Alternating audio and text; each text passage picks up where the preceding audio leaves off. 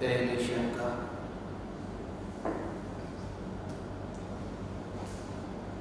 गुरुजी, आपके चरणों में त्रिकाल वंदना।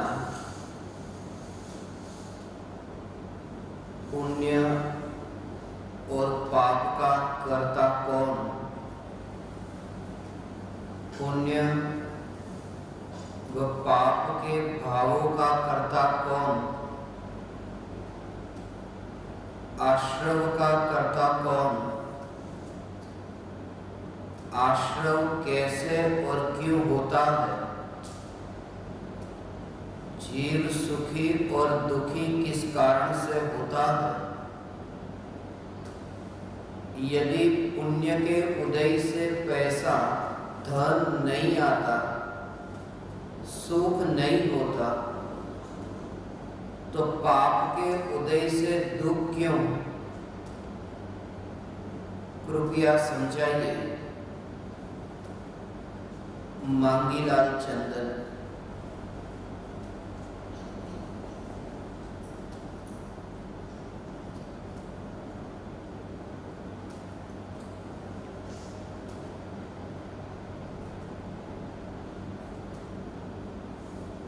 चैतन्य तत्व अनादि अनंत पुण्य पाप से न्यारा है, फिर भी आत्मा का अनादि से संसार परिभ्रमण हो रहा है। पुण्य और पाप ये दोनों प्रकार के कर्मों के साथ अनंत संसार परिभ्रमण हुआ है और आज तक हमने भी यही सुना कि आत्मा कर्मों से बंधा है, कर्म आत्मा को दुखी करते हैं, कर्म आत्मा को तड़पाते हैं। इसलिए अज्ञान की दशा में इस प्रकार की शंका होना स्वाभाविक है। इसमें बहुत सी बातें उन्होंने पूछी है। सबसे पहले पुण्य और पाप का कर्ता कौन?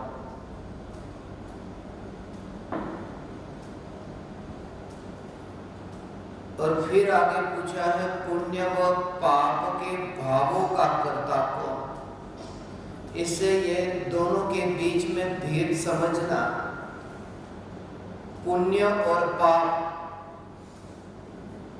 ये पुण्य और पाप दोनों प्रकार के कर्म, एक द्रव्य कर्म है और एक भाव कर्म है। और तीन प्रकार के ये जो कर्म है, भाव कर्म, द्रव्य कर्म और नो कर्म, तो उन तीनों में तीन प्रकार के शब्द है। भाव कर्म के लिए शुभ भाव और अशुभ भाव, द्रव्य कर्म के लिए पुण्य और पाप, और नो कर्म के लिए अनुकूलता और प्रतिकूलता, ऐसे शब्दों का प्रयोग होता है। तो जब भी वो पुण्य पाप पढ़े, वो पुण्य पाप का अर्थ वो पुण्य और पाप के कर्म, और जो शुभ अशुभ भाव है, वे शुभ अशुभ भाव, वो भाव कर्म की मुख्यता से वो बात है कि भाव कर्म में वो जो शुभ भाव और अशुभ भाव है, वे शुभ भाव और अशुभ भाव जिनके निमित्त से द्रव्य कर्म का आश्रय होता है और बंध होता है। और जब वे द्रव्य कर्म उदय में आते हैं, तब दो प्रकार के कार्य होते हैं। उसमें जो घाती कर्म उदय में आता है, तब घाती कर्म के उदय से तो आत्मा में वहां फल मिलता है कि आत्मा में फल मिलता है, अर्थात वो आत्मा के अनुजीवी गुणों का घात करने वाला है। इसलिए जो घाती कर्म उनमें ये दो प्रकार के भेद नहीं है, पाप के और पुण्य के। ये जो कर्म की 148 प्रकृतियां हैं, उनमें घाती कर्म की सभी प्रकृतियां पाप रूप ही होती है, पुण्य रूप नहीं होती। क्योंकि जो स्वभाव का घात करने वाली प्रकृति है, उसे पुण्य की प्रकृति कैसे कहे? इसलिए वो 47 की 47 सब प्रकृति पाप प्रकृति है। अब जो पुण्य पाप में विभाजन है वो अघाती कर्म में है। तो अघाती कर्मों में कुछ प्रकृति पुण्य रूप है, कुछ प्रकृति पाप रूप है, और कुछ प्रकृति पुण्य पाप दोनों रूप है। यहां जो हमें समझना है कि पुण्य और पाप में जो द्रव्य कर्म है, वो द्रव्य कर्म और शुभ अशुभ भाव, जिसे व्यवहार से ऐसा कहे कि पुण्य और पाप के भाव हो रहे, ये भाव पुण्य का भाव है, ये भाव पाप का भाव है, तो उसे वो भाव को पुण्य पाप का कहे, मगर उसका मतलब है शुभ भाव और अशुभ भाव। जब वो पुण्य और पाप के भाव आत्मा में उत्पन्न होते तो आत्मा का दो रूप, एक तो जो है परम शुद्ध निश्चय नहीं का विषयभूत त्रिकाली ध्रुव भगवान आत्मा, और दूसरा है प्रमाण का विषय ऐसा जो द्रव्य, ऐसा जो भगवान आत्मा। तो जिसमें वो पर्याय में द्रव्य गुण पर्याय सहित ऐसा जो भगवान आत्मा है, वो भगवान आत्मा वो पर द्रव्य रूप जो द्रव्य कर्म है, जो ज्ञानावरणादि 8 कर्म की प्रकृति है, वो जो द्रव्य कर्म रूप ऐसा जो ये ज्ञानावरणादि ऐसे 8 कर्म, वो जीव तत्व वो तो द्रव्य कर्म का कर्ता नहीं है। जो दृष्टि का विषय त्रिकाली ध्रुव भगवान आत्मा है, वो तो द्रव्य कर्म का कर्ता नहीं है, मगर वो जो अशुद्ध आत्मा है, जो पर्याय सहित का वर्तमान में मिथ्या दृष्टि जीव, वो मिथ्या दृष्टि जीव जो है वो भी द्रव्य कर्म का कर्ता नहीं है। त्रिकाली ध्रुव चैतन्य तत्व की तो बात, तो वो जो त्रिकाल ध्रुव चैतन्य है, वो त्रिकाल ध्रुव चैतन्य वो द्रव्य कर्म का कर्ता नहीं है, मगर वो जो पर्याय में मलिनता सहित जो जीव है, जो मिथ्या दृष्टि है, अज्ञानी है, जो रागी द्वेषी है, ऐसा अज्ञानी मिथ्या दृष्टि वह भी द्रव्य कर्म का कर्ता नहीं है। क्यों? क्योंकि कोई भी द्रव्य अपनी पर्याय के अतिरिक्त पर द्रव्य की पर्याय का कर्ता नहीं हो सकता। पर द्रव्य की पर्याय, और ये जो द्रव्य कर्म है वो तो पुद्गल का परिणाम है ना, वो कार्माण वर्गणा जो है, तो आहार वर्गणा, भाषा वर्गणा, तेजस वर्गणा, मनोवर्गणा, कार्माण वर्गणा, ये जो वर्गणा है, ये वर्गणा तो पुद्गल की पर्याय है। और कोई भी द्रव्य, मैं जीव द्रव्य हूं, तो एक जीव द्रव्य पुद्गल द्रव्य की पर्याय का कर्ता नहीं है। तो मिथ्यात्व की भूमिका में तो ये कहा कि जब तक जीव अपने को देह स्वरूप मानता है तब तक कर्म का करता है, और जैसे ही निर्विकल्प अनुभूति हुई, वृत्ति वही निज भाव मा थयो अकर्ता त्याय, तब फिर वो मात्र ज्ञाता दृष्टा। तो जब तक यह अज्ञानता है तब तक तो कर्म का करता है। वो जो कर्म है वो द्रव्य कर्म नहीं, वो भाव कर्म की बात है कि भाव कर्म का करता है। और उसलिए एक बात ये समझना कि मैं रागी द्वेषी हूं, कि ये जीव रागी द्वेषी है, ये जो जानना, एक बात समझना, ये जो जीव रागी द्वेषी है, ये जो जानना, उसे निश्चय नहीं के विषय में शामिल नहीं किया। वो व्यवहार नहीं में भले जानने में आए, दोनों में क्या अंतर है? निश्चय नहीं और व्यवहार, व्यवहार नहीं से ऐसा कहते हैं, तो व्यवहार नहीं से ये घर मेरा, पुत्र पत्नी परिवार मेरे, तो उपचरित असद्भुत व्यवहार जो है, उससे वो दूरवर्ती को भी अपना जानना और कहना, और अनुपचरित असद्भुत व्यवहार नहीं, जिसमें शरीर को अपना जानना। ज्ञानी भी कहते हैं मैं पुरुष हूं, ज्ञानी भी ये कहते हैं कि तुम पुरुष हो, तुम स्त्री हो। तो ये जो कहते हैं और जानते हैं, ये अनूपचरित असद्भुत व्यवहार नहीं, और उनमें अकेला शरीर नहीं आया, उनमें ज्ञानावरणादि आठों कर्म आ गए। जो ज्ञानावरणादि आठों कर्म है वे भी आत्मा के साथ एक क्षेत्रावकाही है। वो भी जो है वो अनूपचरित असद्भुत व्यवहार नहीं का विषय है, सद्भुत व्यवहार नहीं का नहीं। ये जो 8 कर्म है वो सद्भुत व्यवहार नहीं का भी विषय नहीं है और निश्चय नहीं का भी विषय नहीं है। जब सद्भुत व्यवहार नहीं का विषय नहीं तो निश्चय नहीं का विषय कैसे होगा? सद्भुत व्यवहार नहीं का जो विषय होता है उसको ही निश्चय नहीं के विषय में शामिल किया जाता है। ये बात थोड़ी सूक्ष्म है कि सद्भुत व्यवहार नहीं का अर्थ है जो आत्मा के द्रव्य गुण पर्याय की सत्ता में है, उसे सद्भुत कहते हैं। तो सद्भुत माने सत्ता में, तो वो जो कर्म है वो द्रव्य कर्म है, वो आत्मा के द्रव्य गुण पर्याय की सत्ता में नहीं है, वो बाहर है, इसलिए वो सद्भुत व्यवहार नहीं का विषय नहीं बन सकता। ये शरीर के परमाणु भगवान आत्मा के द्रव्य गुण पर्याय में उस सत्ता में नहीं है, इसलिए शरीर को असद्भुत कहा, भले अनुपचरित कहा कि सबसे निकट का है इसलिए अनुपचरित। ये घर पुत्र पत्नी परिवार तो भिन्न क्षेत्रावकाही, तो इसलिए उनको कहा उपचरित में, और ये एक क्षेत्रावकाही इसलिए अनुपचरित में नजदीक लिया, मगर फिर भी अनुपचरित कहकर भी उसे असद्भुत कहा कि आत्मा की सत्ता में नहीं ऐसा। इसलिए निर्विकल्प अनुभूति के काल में जो भगवान आत्मा जानने में आता है, वो जो ज्ञान में जो जानने में आ रहा है उस समय, वो अनुभूति के काल में भी, अनुभूति के काल में भी वो जो मलिनता है, वो मलिनता भी ज्ञान का विषय है, वो मलिनता भी ज्ञान का विषय है। वरना वो पूरा द्रव्य जो है प्रमाण का विषय द्रव्य, वो ज्ञान का विषय बनता है, वो दृष्टि का विषय नहीं बनता। पर्याय है वो पर्याय ज्ञान का विषय बनती है, पर्याय जो है वो पर्याय ज्ञान का विषय तो बनती है कि आत्मा में वर्तमान में ये स्थिति है, उसकी ओर वहां पर दृष्टि नहीं जाती, अर्थात एकत्व नहीं होता। उसका मतलब ये कि अतीन्द्रिय आनंद जब प्रकट होता है वो पर्याय में वो मलिनता भी है ना, तो मलिनता भी ज्ञान में प्रतिबिंबित हो रही है। वो मलिनता नहीं है ऐसा नहीं, मलिनता है और मलिनता ज्ञान में प्रतिबिंबित भी हो रही है, इसलिए तो वहां पूर्ण सुख नहीं प्रकट हुआ।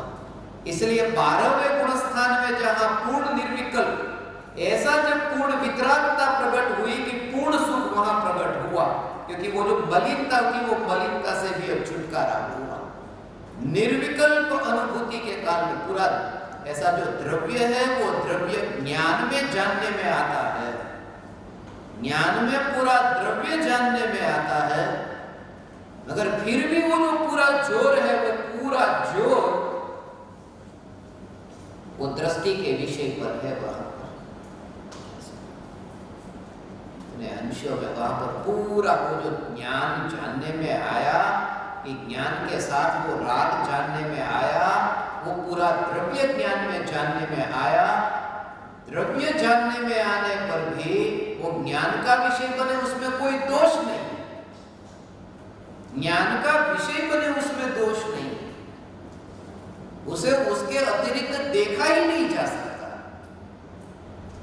रस्सी को यदि देखना है तो वो गठान वाली रस्सी, वो गठान वाली रस्सी, तुम कहो कि गठान को निकाल दो और फिर मुझे रस्सी देखनी है, तो गठान को हटाने के बिना ये रस्सी दिख ही नहीं जा सकती। ये जो मलिनता है वो मलिनता ज्ञान में जानने में आएगी, मगर जब मलिनता ज्ञान में जानने में आती है तब मलिनता की ओर जोर नहीं, और ऐसा और द्रव्य जानने में आता है ऐसा नहीं, वो मलिनता सहित का द्रव्य जानने में आता है। उसका भाव थोड़ा समझो। ये सोने की खदान में जो ये सोना पड़ा है और एक तुम्हारा जो मित्र है वो इस दिशा में है, वो पश्चिम की दिशा में है, और यहां तुम्हारी पूर्व की दिशा में जो सोना पड़ा है, तो जब तुम्हारा ध्यान वहां, तुम्हारे ध्यान में तुम्हारा उपयोग उस सोने की ओर गया जो मिट्टी के साथ मिला हुआ अशुद्ध सोना है।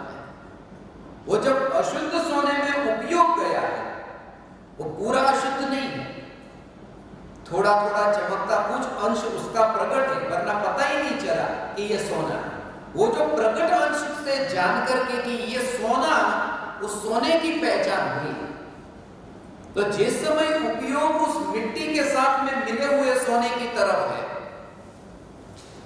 उस समय मित्र की ओर उपयोग नहीं है।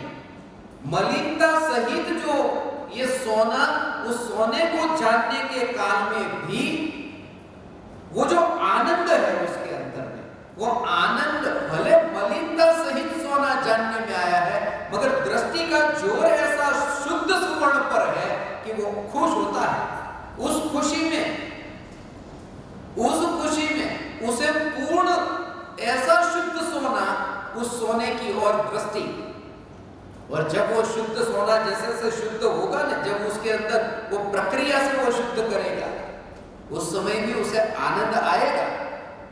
मगर वो आनंद का जो मूल है वो तो वहीं पर ही, जो पहले ही वो देख लिया था शुद्धता। उससे और दृढ़ता हुई कि ये ऐसी जैसे जैसे वो चारित्र में ऐसा। और फिर पहले वो लेके गया तब वो दिखाने योग्य ऐसा नहीं, वो मिट्टी के साथ मिला हुआ सोना पहन करके बाहर निकलने जैसा नहीं, वो व्यक्त नहीं हो सके ऐसा सोना। और फिर शुद्ध हुआ कि वो व्यक्त होता है, जैसे जैसे शुद्धता बढ़ती गई कि वो व्यक्त होता है। ऐसे ही सम्यक दृष्टि चौथे गुणस्थान में श्रद्धा है, मगर वो चारित्र में अणुव्रत महाव्रत रूप ऐसा व्यक्त नहीं हो रहा है, इसलिए वो महिमा जगत के जीवों को नहीं आती। जैसे जैसे वो सोना शुद्ध होता जाता है कि वो व्यक्तता जैसे होती है कि महिमा आती है। तो सबसे पहले कि ये जो पुण्य और पाप है, वो द्रव्य कर्म तो असद्भूत व्यवहार नहीं का विषय है, इसलिए उसका कर्ता आत्मा नहीं, व्यवहार से भी नहीं है। वो व्यवहार से उसका कर्ता, वो जो कहते हैं जानना, अब वो किस अपेक्षा से? व्यवहार से कर्ता जो कहते हैं कि ये घर मैंने बनाया, ये घर मैंने बनाया, ये धन मैंने कमाया, ऐसा व्यवहार से ज्ञानी जैसे बोलते हैं, ऐसे ही व्यवहार से कि ये 8 कर्मों को मैंने बांधा है, ये बोलने की भाषा। क्योंकि दोनों असद्भुत व्यवहार नहीं के विषय में है, घर भी और ये कर्म, वो उपचरित और ये अनुपचरित, मगर सद्भुत व्यवहार नहीं में और निश्चय नहीं के विषय में ये दोनों नहीं। इसलिए जो 8 कर्म, ये जो पुण्य और पाप, उन द्रव्य कर्म का कर्ता तो आत्मा नहीं है, तो उसका कर्ता अब कौन? ऐसे वो आत्मा यदि वो ज्ञानावरणादि कर्मों को नहीं बांधता तो फिर कौन बांधता है? कि वे ज्ञानावरणादि कर्म स्वयं ही वो परिणमित होते हैं। कार्य हुआ तो कार्य में आत्मा का भाव उसमें निमित्त हुआ कि नहीं? आत्मा का जो भाव है, जो निमित्त हुआ, तो वो निमित्त होने के कारण वो कर्म बंधन है। यदि आत्मा का भाव निमित्त नहीं होता तो आत्मा को कर्म नहीं बनता, क्योंकि आत्मा के मोह राग द्वेष के भाव के निमित्त से वो बंधा है। इसलिए आत्मा को बंधा हुआ कहो, ये बात बिल्कुल ठीक नहीं है। अब उसको समझो कि आत्मा के निमित्त से ये समझना, ये जो पहले अभी कारण वर्गणा है, फिर वो कर्म रूप परिणमित हुई और आत्मा का भाव उसमें निमित्त है, और निमित्त होने के कारण इस निमित्त को वो कर्म के बंधन का, वो कर्म के कारण वर्गणा से कर्म रूप परिणमन का कर्ता कहो, क्योंकि निमित्त बना। निमित्त बनने के कारण उसे कर्ता कह दिया जाए तो काल द्रव्य जो निमित्त बना है परिणमन में, कारण वर्गणा से परिणमन में निमित्त बना, जो निमित्त होने के कारण यदि बंधन का कर्ता हो तो काल द्रव्य को भी कर्ता हो। निमित्त बनने के कारण दुख भोगना पड़ता हो तो काल द्रव्य को भी दुख भोगना पड़े, क्योंकि निमित्त बनता है। धर्मास्ति का द्रव्य वहां से कारण वर्गणा में गति में निमित्त होते हैं, तो उसमें भी फिर यहाँ पर अधर्मास्ति का स्थिति में निमित्त होते, आकाश है वो अवगाहन में निमित्त होता, तो उनको भी दुख होना चाहिए। कहने का अर्थ है कि निमित्त होने के कारण वो दुख नहीं है, क्योंकि कर्म के आने के कारण दुख नहीं है। जब वो आना हो तो उपादान है ना, उपादान के कारण ही जब दुख नहीं है तो निमित्त के कारण दुख कैसे होगा? ऐसा वो जो क्रिया हुई है, क्रिया में कर्म तो उपादान है ना, तो कर्म को जो कर्म बनते हैं उससे ही दुख नहीं है, क्योंकि पुद्गल का परिणाम आत्मा को दुखी कैसे कर सकता है? ये तो पुद्गल का परिणाम है। कोई व्यक्ति कहे, ऐसा हो कोई व्यक्ति कहे कि मेरे शत्रु के कारण मैं दुखी हूं, तो तुम उसे समझाते हो ना कि भाई वो शत्रु के कारण दुखी नहीं है, तू तेरे कर्म के कारण दुखी है। तो ये दोनों में एक सी मिथ्यात्व की भूल है। शत्रु भी आत्मा के द्रव्य गुण पर्याय की सत्ता के बाहर, और ये जो कर्म जिसका उदय आता है वो भी द्रव्य गुण पर्याय से बाहर। इसलिए दोनों में उन्हें कर्ता मान करके सुखी दुखी अपने को मानना, इसका नाम मिथ्यात्व है। कर्म के उदय से मैं संसार में भटकता हूं, ये मानना मिथ्यात्व है। कर्म के उदय से तो फिर अपने आप भटकता हूं, ये अपने आप भटकता हो ऐसा नहीं, कर्म का उदय मेरे भटकने में निमित्त है। निमित्त तो है ना, वो निमित्त फिर क्यों कहा? निमित्त इसलिए कहा क्योंकि भटकना मेरा स्वभाव नहीं, और जो मेरा स्वभाव नहीं उसके लिए किसी की जरूरत हो उसका नाम है विभाव, कि जो मेरा भटकना स्वभाव नहीं। मोक्ष में जाता है आत्मा, वो कर्म के उदय से मोक्ष में नहीं जाता, 7 राजों की दूरी पार करके। तो कर्म जो भटकाता हो वो इतना भी यहां से ऊपर तक ले गया, वो कर्म थोड़ी लेके गया, वो स्वभाव है, वो ऊर्ध्वगमन, उसमें ऊर्ध्वगमन, वो असली समता ऊर्ध्वता। ये कर्म नहीं ले जाता। कर्म यदि सब जगह भटकाता होता, और उसके लिए जब वो ऊर्ध्वगमन हुआ तब वो कर्म को निमित्त नहीं कहा। इसलिए कर्म को निमित्त नहीं कहा कि वहां तो कर्म का उदय नहीं है। और यदि गहराई में जाए कि जो पर्याय है, अशुद्ध पर्याय से शुद्ध पर्याय रूप परिणमन होता है। अब यह सूक्ष्म बात, ये जो दृष्टि के विषय के लिए अशुद्ध पर्याय से शुद्ध पर्याय रूप परिणमन। पहली बात तो ये कि राग और द्वेष के विकारी भाव ये मेरा स्वरूप नहीं, क्योंकि कर्म का उदय उसमें निमित्त है।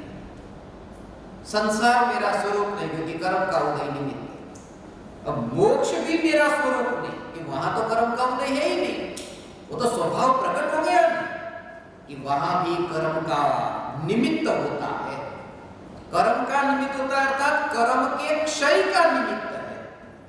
कर्म के क्षय के निमित्त से प्रकट होने वाला, वहां भी निमित्त कहा, कर्म के क्षय के निमित्त से होने वाला केवल ज्ञान। तो कर्म निमित्त बना है, भले वो कर्म की उदय रूप अवस्था थी, ये क्षय रूप अवस्था है, मगर निमित्त बना। इसलिए ज्ञानी ने कहा कि औदयिक भाव भी मैं नहीं और क्षयिक भाव भी मैं नहीं, क्योंकि उनमें निमित्त है। परम पारिणामिक भाव जिसमें निमित्त नहीं आता, इसलिए वहां वो स्वभाव कहा। परम पारिणामिक भाव को ऐसा चैतन्य स्वभाव का, जिसमें कर्म के उदय की, क्षय की, क्षयोक्षम की, उपशम की ऐसी निमित्त की अपेक्षा ही न हो, इसलिए वहां एक खास शब्द का उपयोग किया, कर्मोपाधि निरपेक्ष। ऐसा जो इसे कर्म की उपाधि, उपाधि ये सब उपाधियां, ये भी उपाधि है। अपन को लगता है मेरे उदय ऐसे चल रहे, बहुत उपाधि है, मगर केवल ज्ञान में उपाधि है, कर्म के क्षय की उपाधि। वो भी डिग्री दी है कर्म की डिग्री, कि कर्म के क्षय की उपाधि है। वरना क्षयिक भाव को कर्मोपाधि जन्य भाव, कर्मोपाधि जन्य भाव से न्यारा भाव कहते, मगर उसे भी कर्मोपाधि जन्य।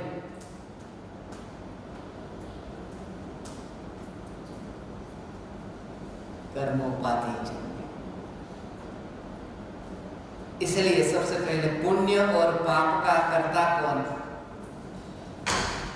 पुण्य और पाप यदि द्रव्य कर्म की बात करते हो तो उसका कर्ता द्रव्य कर्म स्वयं,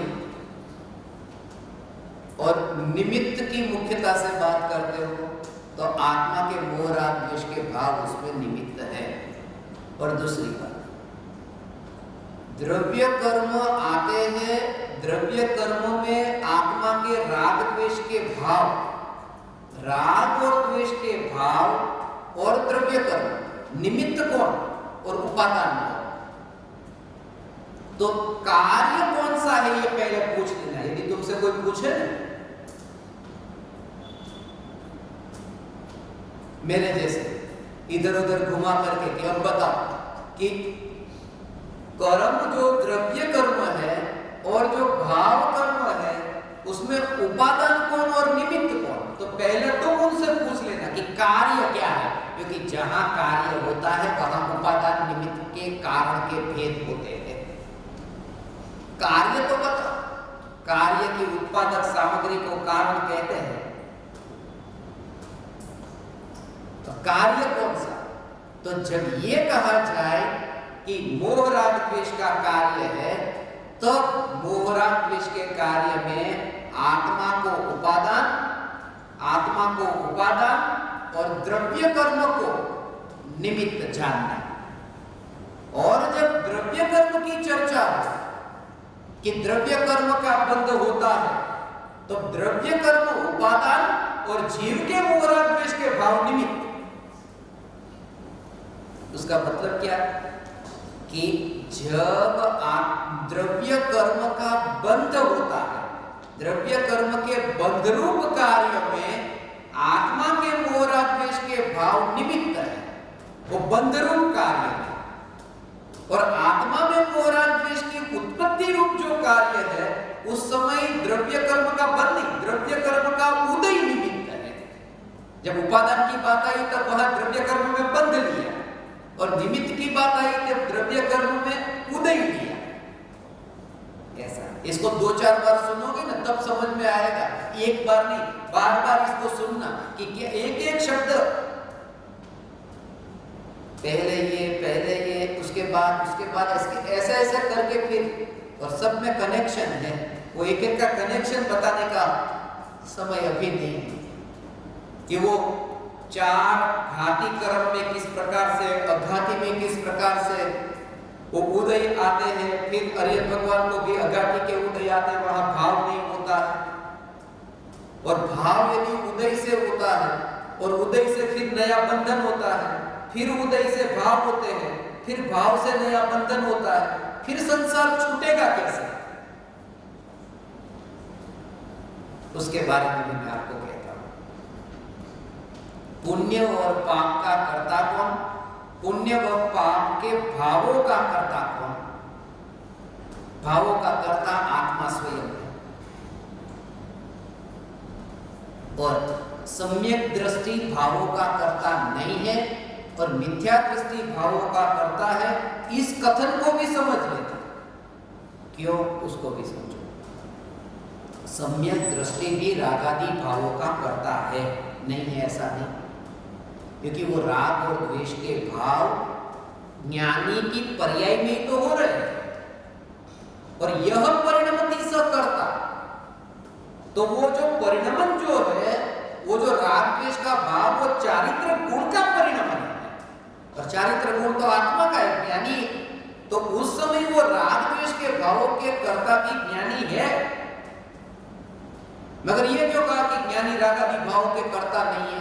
कि वो श्रद्धा की अपेक्षा से कहा कि रागादि भावों के कर्ता स्वयं को मानते नहीं, इसलिए वृत्ति वही निज भाव में थयो करता क्या है, श्रद्धा में अकर्ता हुआ है ऐसा।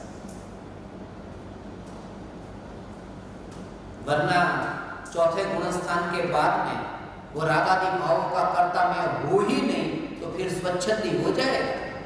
फिर मुझे तो कुछ करना ही नहीं, वो रागादि भाव का करता तो कोई पराया है, मेरे में तो होता ही नहीं, मैं तो उसका करता ही नहीं। कि वो मेरे में है, अभी इतनी मलिनता पड़ी है, और ये मलिनता को दूर करने का मैं पुरुषार्थ भी करूंगा और परम विशुद्धि को उपलब्ध होऊंगा। ये ज्ञान में जाना है कि इस भाव का कर्ता पराया दूर करने नहीं आएगा। ये ज्ञान में जाना है, श्रद्धा में नहीं। श्रद्धा में तो त्रिकाल ध्रुव भगवान आत्मा हूं, ऐसा वो श्रद्धा में त्रिकाल ध्रुव भगवान आत्मा हूं, और ज्ञान में ये सब जानते हैं ये भाव। और जानते इतना मात्र नहीं, ज्ञान में उन भावों का कर्ता जानते हैं, ज्ञान में उन भावों का कर्ता जानते हैं। सद्भूत व्यवहार नहीं का विषय, इसलिए सद्भूत व्यवहार नहीं का विषय। मैं रागी हूं, ये व्यवहार की बात है। ज्ञानी तो अब तो निश्चय में लीन हुए, मैं ज्ञानी हूं, ये तो ठीक लगता है, मगर मैं रागी हूं ऐसा ज्ञानी जानते हैं। मैं रागी हूं ऐसा जानते हैं, और ये व्यवहार से नहीं, निश्चय से रागी हूं ऐसा जानते हैं। निश्चय से, क्योंकि निश्चय नहीं दो प्रकार के होते हैं, अशुद्ध निश्चय नहीं और शुद्ध निश्चय नहीं। तो अशुद्ध निश्चय नहीं से ये जानते हैं कि मैं रागी हूं। अशुद्ध क्यों? क्योंकि राग अशुद्ध पर्याय है, इसलिए। और निश्चय नहीं क्यों? क्योंकि पर्याय और द्रव्य इन दोनों को अभेद रूप होकर के जाना है, दोनों को मिला करके जाना है। एक द्रव्य भगवान आत्मा, और उसको किससे मिलाया? राग से। अभेद, अभेद सो निश्चय, भेद सो व्यवहार। तो अभेद रूप में जाना अशुद्ध पर्याय को, इसलिए अशुद्ध निश्चय नहीं से जानते हैं कि मैं अभी रागी हूं। ये जीव मिथ्या दृष्टि है। ज्ञानी सिर्फ बोलते नहीं कि अरे पापी, वे जानते भी है पापी। ज्ञानी ये बोलते नहीं कि હું પાપી છું, કર્મ રજથી મલિન થયો છું, ये सब बोलते हैं, कहते हैं, मगर एक एक शब्द में वो अपेक्षा है। कर्म रज से मलिन हुआ हूं, ये व्यवहार नहीं से ही बोला, निश्चय नहीं से नहीं, क्योंकि वो परद्रव्य की सत्ता हुई कर्म रज, और मैं पापी हूं, ये आत्मा की पर्याय की यदि बात आई तो फिर वो निश्चय नहीं से, और द्रव्य कर्म की बात आई तो फिर व्यवहार नहीं से।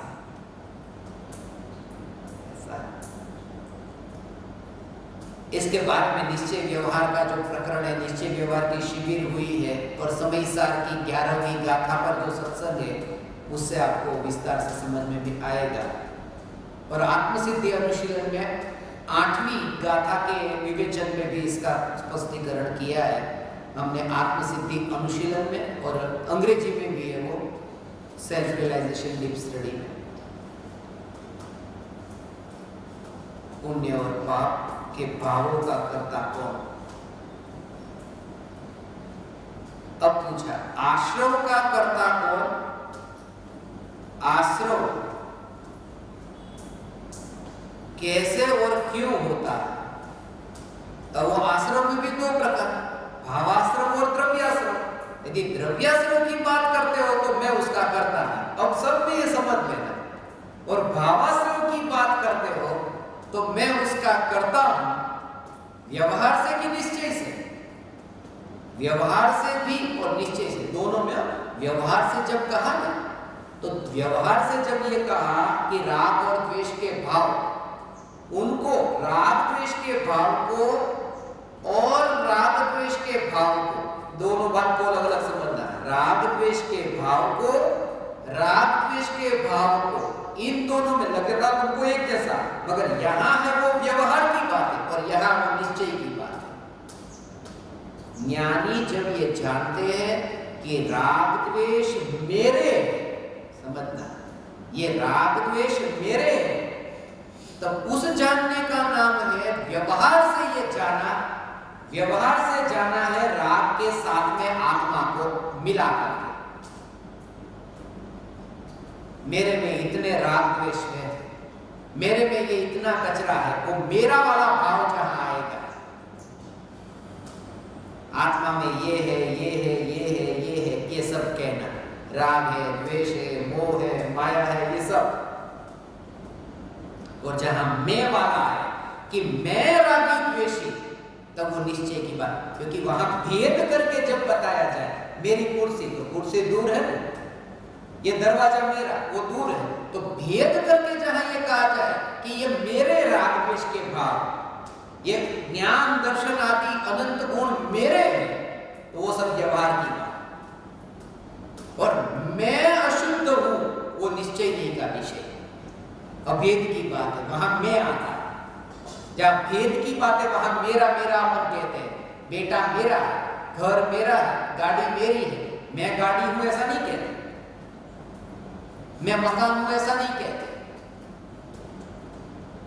तो वहां तो मेरा कहते, वो एकत्व बुद्धि, यहां उसको एकत्व बुद्धि, अहम बुद्धि का, वहां ममत्व बुद्धि का मेरा कहते। आश्रम का कर्ता कौन? द्रव्याश्रम और भावाश्रम।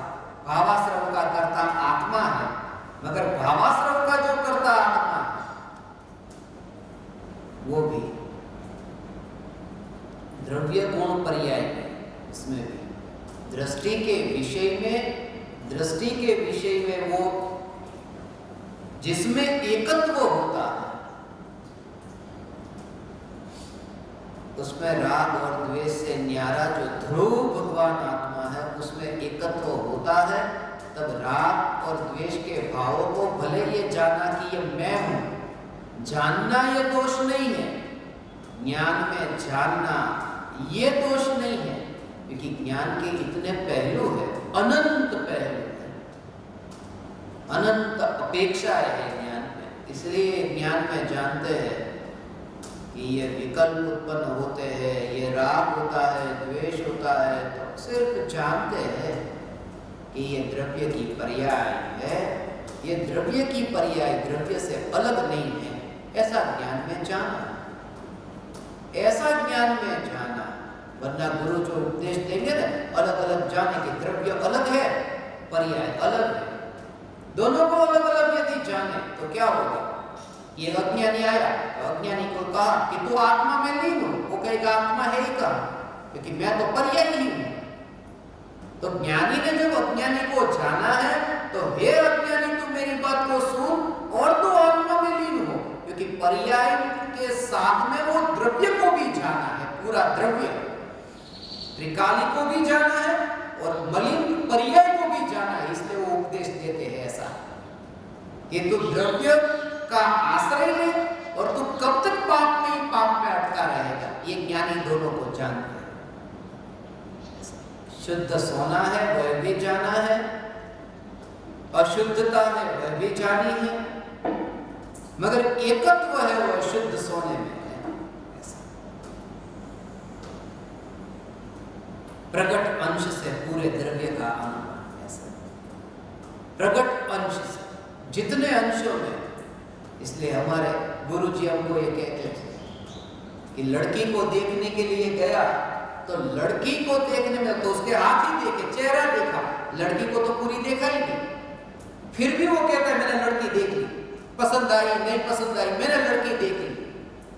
तो लड़की जब भी देखेगा तब वो वस्त्र के साथ ही देखेगा, मगर वस्त्र के साथ देख करके भी वो वस्त्र को नहीं देखता और लड़की को ही देख लेता।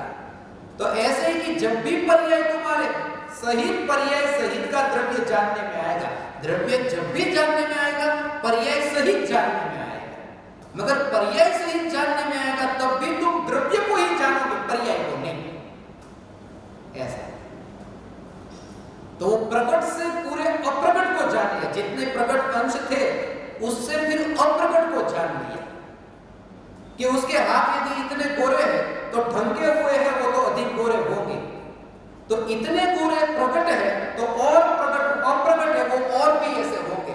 तो प्रकट जो ज्ञान गुण है उसको तो प्रकट जाना, और अनंत गुण ऐसे जो व्यक्त नहीं है अभी, जो अभी पकड़ में नहीं आते, तो वो अनुमान से ऐसा जाना कि ये ज्ञान ऐसा है। तो ऐसे ही अनंत गुणाधिपति भगवान आत्मा कैसा, वो जो अप्रकट है उसका अभाव आता है, ऐसा प्रकट से अप्रकट तक, ऐसा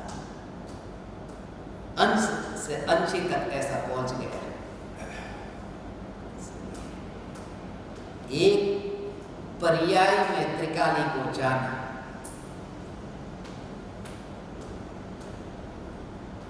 पर्याय में त्रिकाली को जाना, वो परिणाम जानने का, वो पर्याय का पर्याय ने पर्याय को जाना, मगर पर्याय ने पर्याय को जाना, फिर भी पर्याय को जानकर भी द्रव्य को जाना।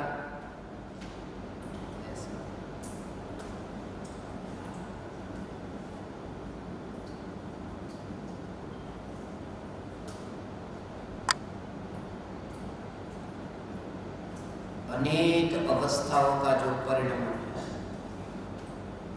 ज्ञान के इस परिणमन में, और ऐसे विचलित होकर के जैसे उसमें कुछ भी फर्क नहीं पड़ा। मेरु डोलता नहीं है, सुमेरु डोलता नहीं है, ऐसे। मगर जैसे सुमेरु जैसे डोलता नहीं, ऐसे भगवान आत्मा अनादि अनंत ऐसा का ऐसा, ऐसा भगवान आत्मा कहो तो भी मुझे जचता नहीं, क्योंकि सुमेरु पर्वत भी ऐसा का ऐसा टिक करके नहीं रहता। सुमेरु पर्वत भी बदलता है, उसमें वही परमाणु नहीं होते। पुराने परमाणु जाते हैं, फिर नए परमाणु आते, पुराने परमाणु बिखरते हैं, उससे फिर नए परमाणु आते। ऐसे ही आत्मा सुमेरु पर्वत जैसा नहीं है, ये तो ऐसा है जिसमें से कुछ जाता ही नहीं और कुछ आता ही नहीं, ऐसी सत्ता है। इसलिए ये कहा, वो सुना था ना, मेरु तो डगे पर आज चैतन्य न डगे। बस ये चैतन्य न डगे अर्थात वो परमाणु जो है वो बिखर जाए, उसमें नए परमाणु जुड़ जाए, मगर आत्मा के असंख्य प्रदेशों में चैतन्य पना न छूटता है, न कुछ बाहर से अंदर आता है। आश्रव का कर्ता कौन, आश्रव कैसे और क्यों होता है?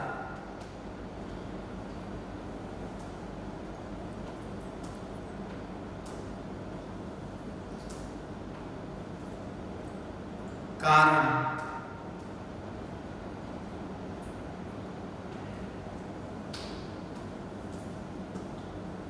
निमित्त की अपेक्षा से तो ये कहे, जैसा कहा कि कर्म के उदय के निमित्त से आश्रव होता है, पर द्रव्य के लक्ष्य से आश्रव होता है।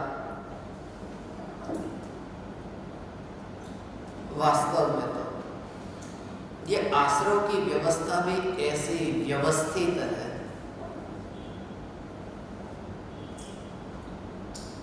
जैसे प्रदेशों में परिवर्तन नहीं, ऐसे ही इस प्रवाह में भी परिवर्तन नहीं, इसलिए आश्रव होता है। आकाश के जो प्रदेश परमाणु में ऐसा हो सकता है, ये जो परमाणु है अभी यहाँ है, मगर इस परमाणु को यहाँ अभी इस प्रदेश पर है, फिर यहाँ से यहाँ लाए तो ये हुआ यहाँ इस प्रदेश पर, फिर इस प्रदेश पर। ये जो परमाणु है ये यात्रा करते हैं, परमाणु यात्रा करते हैं, मगर प्रदेश यात्रा नहीं करते। आकाश का जो प्रदेश खाली जगह यहाँ है, वो एक प्रदेश को पार करके दूसरे प्रदेश पर ऐसे चले जाए, प्रदेशों में ऐसी गति नहीं। और जैसे क्षेत्र की बात हुई, जैसे क्षेत्र में एक प्रदेश दूसरे प्रदेश में जा ही नहीं सकता, जैसे क्षेत्र में परिवर्तन नहीं हो सकता, ऐसे ही एक काल की पर्याय दूसरे काल की पर्याय में जा नहीं सकती। ये इतना ही सत्य है, जैसे क्षेत्र का सत्य ऐसे ये काल का सत्य। वो काल के सत्य को कहा क्रमबद्ध पर्याय, वो काल का सत्य। क्षेत्र का सत्य ये, उसमें अगर विस्तार क्रम प्रवाह क्रम, वो क्षेत्र के लिए विस्तार क्रम कहा, वो काल के लिए प्रवाह क्रम कहा। संसार में भटकना है इसलिए राग द्वेष होते, वो भविष्य की बात है कि संसार में भटकना है इसलिए राग द्वेष होते। ऐसा नहीं, राग द्वेष तो चक्रवर्ती को वो राग द्वेष के भाव होते हैं, मगर सबको वो राग द्वेष के भाव के कारण वो उतना संसार नहीं है। भाव तो होते हैं, वो जो भाव होते हैं वो भटकना नहीं, इसलिए वहां पर सीधा उस समय की वर्तमान की योग्यता, ये आश्रव क्यों होता है। और जब तुम उसे योग्यता में ऐसे स्वीकार करते हो, फिर वो परिवर्तन का भाव नहीं रहता। इसलिए तो ज्ञानी को एक भी पर्याय में ये भाव नहीं कि ये क्यों हुआ, भाव नहीं अर्थात ऐसी आकुलता नहीं, ये क्यों हुआ? और व्यवहार से यदि ऐसा कहें तो ये कि आत्मा के पुरुषार्थ की कमजोरी से ये होते हैं, उदय से नहीं। जीव सुखी और दुखी किस कारण से होता है?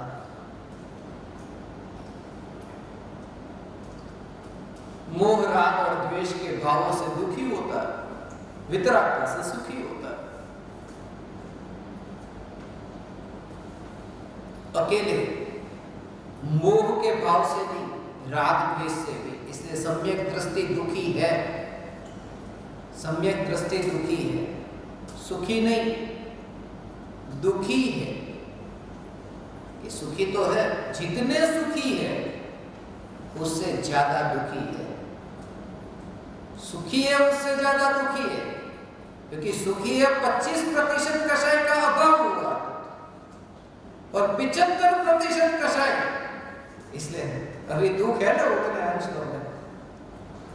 मगर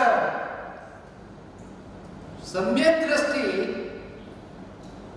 दुखी होने पर भी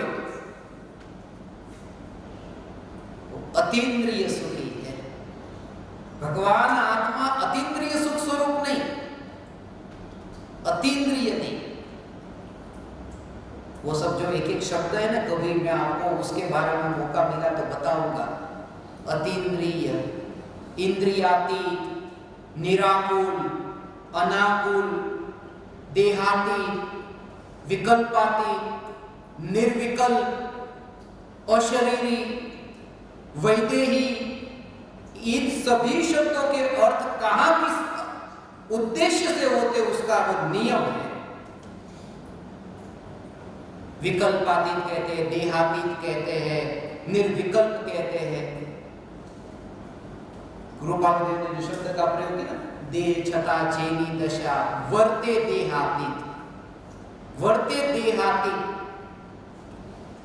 देहातीत का। फिर विकल्पातीत, विकल्पातीत का। विकल्पातीत और निर्विकल्प दोनों में अंतर है। मेरा स्वरूप जो है वो स्वरूप वो विकल्पातीत नहीं, स्वरूप निर्विकल्प। मगर वर्तमान में जो, इसलिए गुरुपाल ने खास लिखा देह छता चेनी दशा वर्ते देहाती, वो जो विकल्पातीत है वो विकल्पातीत पर्याय की बात है। और निर्विकल्प ये द्रव्य की भी बात हो सकती है और पर्याय की भी बात हो सकती है। उसका मतलब विकल्पातीत यानी कि दशा कैसी है कि विकल्पातीत। विकल्पातीत माने विकल्प प्लस अतीत। वो विकल्प जो अतीत हो गए अर्थात भूतकाल बन गए, वर्तमान में नहीं। अतीत, विकल्प अतीत। और मेरा स्वरूप ऐसा थोड़ी ना है कि भूतकाल में विकल्प थे। स्वरूप तो ऐसा है कि भूतकाल में भी नहीं थे, इसलिए स्वरूप निर्विकल्प और दशा विकल्पातीत। विकल्प भूतकाल में, वर्तमान में अब नहीं रहे। तो भूतकाल में विकल्प थे, वर्तमान में नहीं, ऐसी दशा वो विकल्पातीत। और स्वरूप जिसमें विकल्प है ही नहीं वो निर्विकल्प, वो दशा के लिए अतीत अतीत ऐसा। इसलिए परम कृपा कहते हैं देह छता जेनी दशा, दशा माने पर्याय। देहातीत, देह छता जेनी दशा वर्ते देहातीत, दशा है इसलिए देहातीत ऐसा। और एक एक का इसमें कभी विस्तार से बताऊंगा। वैदेही, अदेही, अनाकुल, निराकुल, वो सब जगह कहां द्रव्य लेना, कहां पर्याय लेना, कहां द्रव्य गुण पर्याय लेना, कहां संसारी के लिए लेना, कहां सिद्ध के लिए लेना, कहां अर्यंत के लिए लेना। वैदेही हो देह में अतः विदेही नाम हो सिमंदर भगवान। वैदेही सिद्ध भगवान, अशरीरी, अदेही।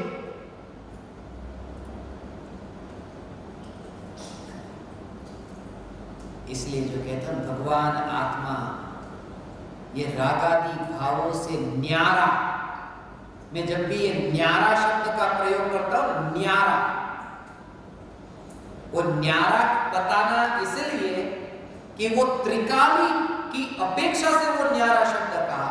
जब भी कहो ना ये भगवान आत्मा परद्रव्य से न्यारा, परभाव से न्यारा और राग द्वेष से न्यारा। ये न्यारा जब कहूं तब न्यारे का अर्थ वो शुद्ध चैतन्य, वो द्रव्य गुण पर्याय वाला नहीं, वो शुद्ध चैतन्य, वो न्यारा, क्योंकि वो त्रिकाली की बात हो रही है, न्यारा। इसलिए ज्ञानी ने वो आत्मा और देह को न्यारा जाना ना, भेद ज्ञान की छेनी से ये न्यारा जाना। तो न्यारा जाना माने क्या कि अब ये आत्मा अलग है और अब ये देह अलग है, ऐसा नहीं।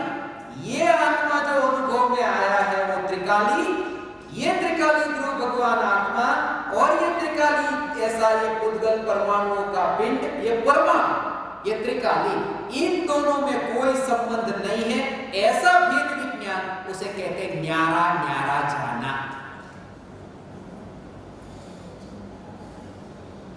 पानी और दूध जैसे न्यारे न्यारे हैं, तो वो न्यारे पूरे सर्वथा वो परद्रव्य की सत्ता में बता करके वो ये कहना चाहते हैं उन दोनों के बीच में संबंध ही नहीं। ऐसे ही दृष्टि के विषय को त्रिकाली ध्रुव भगवान आत्मा का जो स्वरूप है चैतन्य, उस चैतन्य में, उस ज्ञान में राग का प्रवेश नहीं, राग उससे न्यारा है, ज्ञान उससे न्यारा है, दोनों एक दूसरे से न्यारे हैं, वो भाव।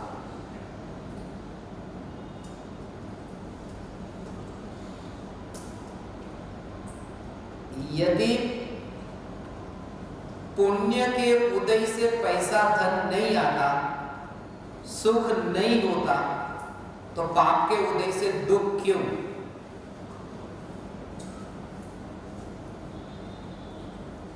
पुण्य के उदय से पैसा नहीं आता, फिर उन्होंने ब्रैकेट में लिखा है पुण्य के उदय से पैसा नहीं आता, ब्रैकेट में सुख नहीं आता। माने पैसा आना माने सुख आना, उनका जो भाव है वो यही कि पुण्य के उदय से पैसा नहीं आता, सुख नहीं होता, तो पाप के उदय से दुख क्यों होता? जब ये कहता है बीमारी आई, प्रतिकूलता आई, कोई ना कोई, तो पाप के उदय से दुख क्यों? वास्तव में पुण्य के वो भी जो आध्यात्मिक साधना केंद्र की आध्यात्मिक साधना प्रश्नोत्तर माला, उसमें ये है पुण्य के उदय से पैसा नहीं आता और पाप के उदय से बीमारी नहीं होती। पाप के उदय से बीमारी नहीं, पाप का उदय आया और बुखार आया, ऐसा मानना मिथ्यात्व है। यह मानना मिथ्यात्व है, जानना लोकालोक को जानने की छूट, ज्ञान स्वभाव आत्मा लोकालोक को जानो छूट है, मगर माने इसमें दो द्रव्यों को स्वतंत्र नहीं माना।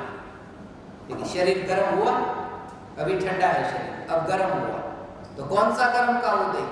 कि द्रव्य कर्म का उदय, द्रव्य कर्म और ये शरीर के परमाणु, तो ये औदारिक शरीर और वो जो कारमान करना जो कर्म रूप परिणमिति वो उदय में आई, और ये शरीर के परमाणु, ये शरीर के परमाणु जो ठंडे से गर्म हुए, उसमें वो द्रव्य कर्म के वो पुद्गल, दोनों स्वतंत्र द्रव्य है कि नहीं? ये शरीर और कर्म, और कर्म के उदय की अवस्था को ये शरीर की अवस्था का कर्ता माना, उसमें एक पुद्गल की पर्याय को माने दूसरे पुद्गल की पर्याय का कर्ता माना, शरीर के गर्म होने की पर्याय और कर्म के उदय की पर्याय, उसने प्रध्वंसा भाव,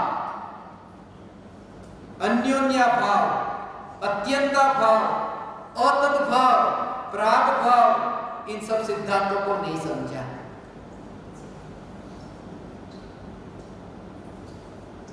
असल में तो ये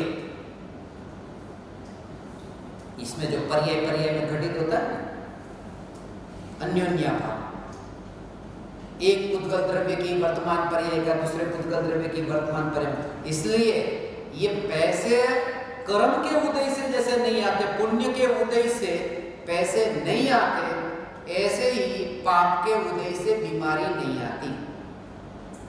अब पुण्य के उदय से सुख नहीं आता, ऐसे ही पाप के उदय से दुख नहीं आता। पुण्य के उदय से सुख नहीं आता, ये तो मान लिया, क्योंकि पुण्य का जो उदय है वो तो संयोगों में ही घटित होता है और संयोग से सुख है नहीं। मगर पाप के उदय से तो दुख कहो, मोह का उदय है तो मोहनीय कर्म का उदय है कि जो दुख हुआ है, मोह के उदय से जीव दुखी होता है, ये तो कहो कि मोह के उदय से दुखी होता है, ऐसा नहीं। स्वरूप की पहचान के बिना वो मोह का उदय है। स्वरूप की पहचान हो तो मोह का उदय क्यों न हो, वरना वो कर्म बलवान हो जाएगा कि मोह का उदय है, इसलिए मैं दुखी हो रहा हूं।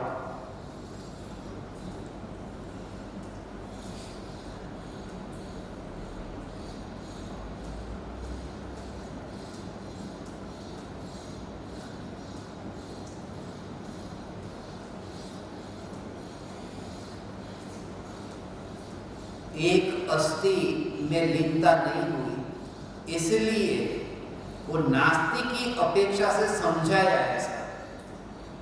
ये कर्म का उदय है, ये बाहर में ये संयोग है, इस वजह से मैं दुखी हूं। कर्म का उदय है इसलिए मैं दुखी हूं, ऐसा नहीं।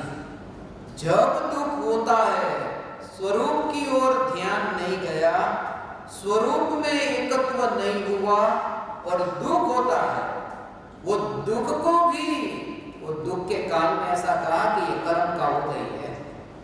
जब भी ये कहा हो, इस बात को समझना हो, जब भी ये कहा हो कि मोह के उदय से दुख होता है, मोह के उदय से दुख होता है, तब ये इस बात के लिए नहीं कि मैं क्या करूं, मोह का उदय है, ये इस बात को बताने के लिए कि तू जल्दी से जल्दी पुरुषार्थ कर, क्योंकि ये दुख तेरा स्वभाव नहीं है, वो मोह के उदय का परिणाम है जो परद्रव्य के निमित्त से होता है, वो मेरा स्वभाव नहीं।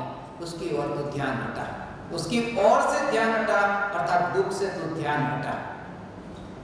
और ऐसा भेद विज्ञान होते ही वो सहज ये दशा प्रकट होती है।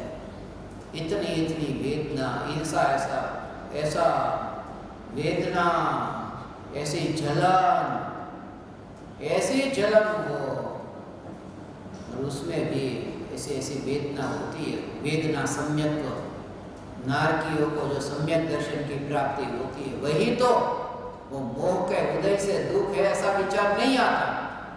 मोह के उदय से दुख है ऐसा विचार नहीं आता। जब दुख होता है और तीव्र ऐसी वेदना, तीव्र वेदना, वेदना, तीव्र वेदना, वेदना होती है, पीड़ा होती है, दुख होता, वेदना भी होती है, पीड़ा भी होती है, दुख भी होता है, ऐसा वह नारकी। संयोग भी ऐसे है कि शरीर में ऐसी ऐसी परिस्थिति है कि इतनी पीड़ा हो रही है, वेदना के विकल्प भी हो रहे हैं और दुख भी ऐसा हो रहा है। और ये सब जब होता है ना, तब पूर्व का संस्कार ऐसा, वो पूर्व में सुनी हुई चैतन्य परमात्मा की पुकार, ऐसी चैतन्य परमात्मा की पुकार, ये वेदना, इतनी वेदना, इतनी वेदना, और उस समय ही एक समय में ऐसा जैसे झटका लगा।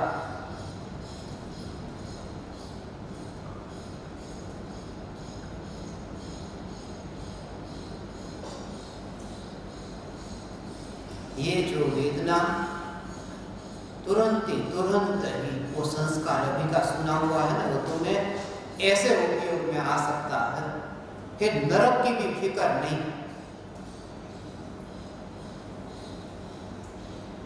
फिर नरक की भी फिक्र नहीं, वो ऐसे, वो जब इतनी इतनी वेदना होती है, उस समय ही वो संस्कार, वहां संस्कार प्रकट हुआ, वो सुना था। ज्ञान का जो जानने का कार्य, ये जो वेदना हो रही है, ज्ञान में प्रतिबिंबित ऐसा विचार आया। फिर वेदना ज्ञान में प्रतिबिंबित हो रही है, मोह के उदय से दुख है ऐसा नहीं।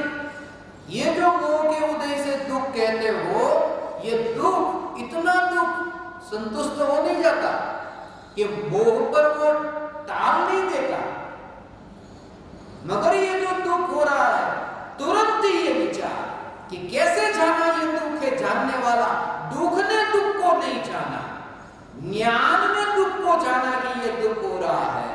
और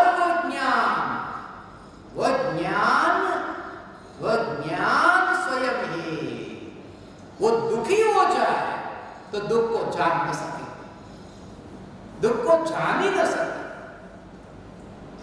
तुम इतने दुखी होकर के बैठो यहां, और फिर मैं तुम्हें कहूं कि इधर मेरी ओर ध्यान रखो, तुम्हारा ध्यान ही नहीं, मेरी ओर ध्यान रखो, मगर तुम्हारे अंतर में इतना दुख है कि मैं तुम्हारे जानने में ही नहीं आ रहा, क्योंकि तुम इतने दुखी हो कि मैं जानने में नहीं आ रहा। तुम्हारे अंदर ही इतनी व्यथा लेकर आए हो, मैं जो भी कह रहा हूं वो तुम्हें जानने में नहीं आ रहा। कहने का मतलब जो दुखी होता है उसे वो सामने क्या है वो जानने में ही नहीं आता। यदि ज्ञान स्वयं दुखी होता तो वो दुख उसको जानने में कैसे आता, मगर ज्ञान तो ऐसा अनाकुल है कि वह दुख भी ज्ञान में प्रतिबिंबित होता है, और ऐसे दोनों को ज्ञानी न्यारा देखता है। जब भी दुख होता है तब दुख दूसरी गली से पार हो रहा है, और मेरी ज्ञान की यात्रा इस गली से हो रही है। एक ही समय में दुख और ज्ञान के बीच में भेद विज्ञान, दुख ज्ञान में प्रतिबिंबित होता है, उस काल में भी ऐसा भेद विज्ञान। दुख है, मोह के उदय से है, ज्ञान में प्रतिबिंबित होता है, मगर फिर भी ये समझ के बल पर कि ज्ञान जो दुख को जानता है उस ज्ञान में दुख नहीं है, और मैं ज्ञान स्वरूपी हूं। ऐसा जहां एकत्व हुआ कि दुख कहां गया, दुख ही नहीं रहा, मोह का उदय भी न रहा, क्योंकि मैं ज्ञान स्वरूप हूं, इस पहचान के बिना ही तो दुख हो रहा था। ऐसा भेद विज्ञान से दुख से छुटकारा।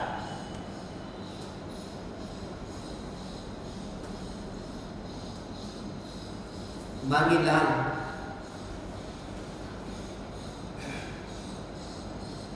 દીકરા આવા પ્રશ્ન પૂછતો રહેજો। प्रश्न ऐसे है जैसे ऐसा लगे कि अरे ये तो सीधे साधे, दुख क्यों होता है, क्यों नहीं, मगर इसके पीछे जो भाव है,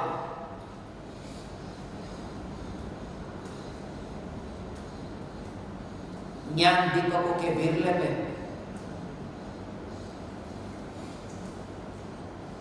धनराज मांगीलाल दाया बाया, तो उसमें भी धनराज मांगीलाल बोलो और दाया बाया बोलो तो उसको हमेशा ऐसा लगता है कि देखो मुझे बाये में लिया, दाये में नहीं लिया। इसलिए मांगीलाल धनराज दाया बाया फिक्र मत करना, दाया बाया से फर्क नहीं पड़ता। मगर हे ज्ञान दीपक, ऐसी जिज्ञासा जो जगी, जब भी विकल्प की उत्पत्ति हो और दुख को खोजने कहीं जाना मत कि कहां होगा वह दुख, दुख को खोजने नहीं जाना कि भेद विज्ञान मुझे करना है कि दुख मेरे में प्रवेश नहीं करता, मैं तो ज्ञान, दुख को खोजने कहां जाओ। जब भी भोजन कर लो, अभी ये बोल दूं, अभी ये लिख लूं, अभी ये देखकर चलूं, जो भी विकल्प, वो विकल्प ही दुख, और दुख का ज्ञान में प्रवेश नहीं, वो विकल्प ही दुख है, विकल्प ही दुख, क्योंकि मोह के उदय से विकल्प होते हैं, वो विकल्प ही तो दुख है। चैतन्य तत्व की अनुभूति होने पर सुख स्वरूप की अनुभूति होती है। यह सुख स्वरूप जब ज्ञान में दुख को मिला हुआ नहीं जाना, तो वो ज्ञान जब दुख को जानता है, उसमें उस ज्ञान में आकुलता नहीं। जानने की जो आकुलता होती है वो ज्ञान में नहीं होती, वो जानने की आकुलता तो विकार में, ज्ञान में नहीं। इसी अपेक्षा से ये कहा केवल ही भगवान का केवल ज्ञान जैसे निर्विकल्प जानता है, ऐसे ही प्रत्येक ज्ञान की पर्याय जिसको विकल्प की अपेक्षा नहीं है, वो स्वयं के स्वभाव से ही जानने रूप परिणमित हो रही है। वो अंदर अंदर में डुबकी लगाकर जो देखे उसे ये समझ में आएगा ये ज्ञान का स्वरूप। हे चैतन्य परमात्मा, वो ज्ञान स्वयं निराकुल है, ऐसा जब ये जाना कि ज्ञान में दुख है ही नहीं, क्योंकि आकुलता दुख और ज्ञान में दुख नहीं है। जीव में तो दो ही होता है, या दुख या सुख, तो दुख नहीं है तो ज्ञान ही सुख है। इसलिए ज्ञान और आनंद, जहां ज्ञान है वहां विकल्प नहीं है, तो वही आनंद है, वही आनंद है। इसलिए मैं ज्ञानानंद स्वभावी हूं, ज्ञान और आनंद। इसलिए सच्चिदानंद, मैं सच्चित और आनंद, ऐसा मैं जिज्ञासु हूं। जीव ज्ञान और सुख, जिज्ञासु, मैं जिज्ञासु हूं, मैं जिज्ञासु हूं, मैं जिज्ञासु। आ जाता